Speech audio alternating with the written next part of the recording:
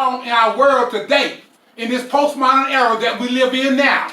All the TV evangelists, the people that call you on a lot of them, they want to give you their word. Their word is not going to do anything for you. Go ahead on and send them that $30 in. Send them that $100 in. And see what happens. See if God's going to open up a window and pour you out a blessing that you don't have room enough to receive because that's what they said. Yeah. It's real strange sometimes. And I have issues with that. We can follow man's word, but we have issue on following God's word. Right. And He's the King of Kings and the Lord of Lords.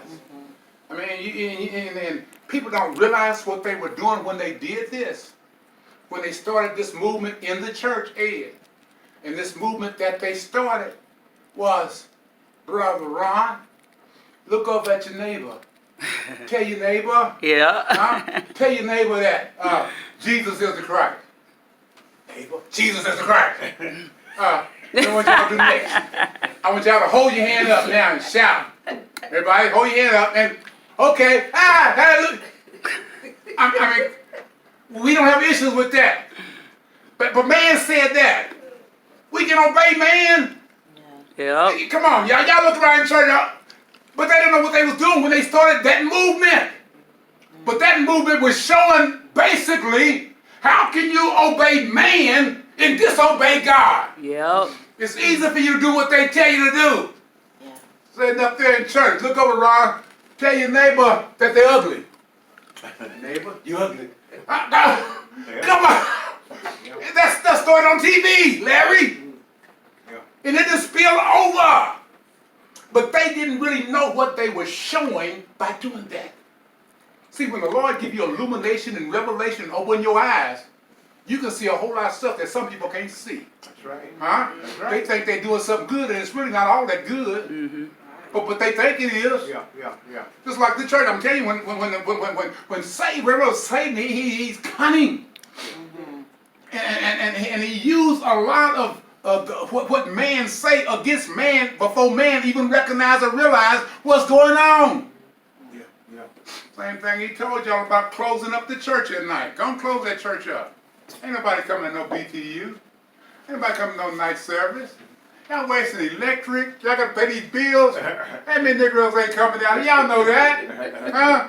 Why don't y'all just quit having church on at night? Get rid of that BTU stuff that y'all call Baptist Training Union. You don't need that. Well, no, I'm going to keep mine. I ain't never going to quit having BTU. I'm going to always have night service at my church. You ain't talk to Brother Ron. Pastor Ron, what are you doing at night? Man, you know how much money I'm saving by not having church at night? Man, my electric went down. Shoot, gas is down, huh? I'm saving up. Who knows? Well, I think I'll do. Yeah, you ought to try, Reverend Robert. But I think I may just try for a minute. Huh?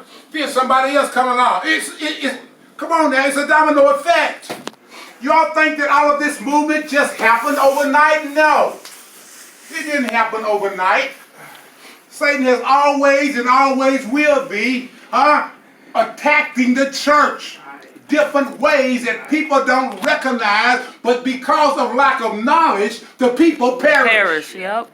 If I can keep the knowledge away from them, just a little simple stuff that they learned at BTU. Yep. If I can keep them from knowing the books of the Bible.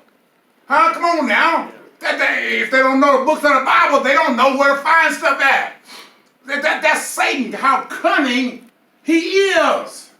But you have to continue as a spokesman or a mediator between God and his people. You have to make sure that you are so sensitive to God's voice that you're not going to get it mixed up with all of the rest of the voices in the midst of the air with the principalities and everything else. Because my sheep do what? Hear my voice, the voice of a hireling they will not listen to, but they will hear my voice. And sometimes people are not sensitive enough to detect God's voice from somebody else's voice. There's all kinds of voices out there. It make you think the Lord is telling you to do this. No, the Lord didn't tell you to do that. People need to quit lying on the Lord. He made me sin. The devil made me. No, the devil didn't make you do that. You got a mind and you got a choice and you got a will. You did that because of the choice you made and that's what you wanted to do. Even though you knew it was wrong, it didn't matter to you. Huh? We have to realize that as a role of the prophet and as a mediator for the Lord. There was a priest. Second was the prophet who spoke for God to the people. There were three basic aspects to the mediatorial role of the prophet. And the prophet were like we are. They were preachers, they were predictors, and they were watchmen. The prophet were preachers of the already revealed law. Not everything the prophet spoke was new to you. Whether you're going to obey, or whether you're looking for success. But you have identically in the same job is a mediator, to seek and save that which was lost. That's our role. Regardless come hell or high water, the prophet were not to turn back. They had to stand bold. And in 2020, if a preacher is not bold, he might well sit down. And I say when they're not bold, a lot of them are not bold enough to stand up and proclaim what thus saith the Lord because of they thinking they're going to have some repercussions or someone is going to quit coming if I get up in the pulpit and call sin, sin.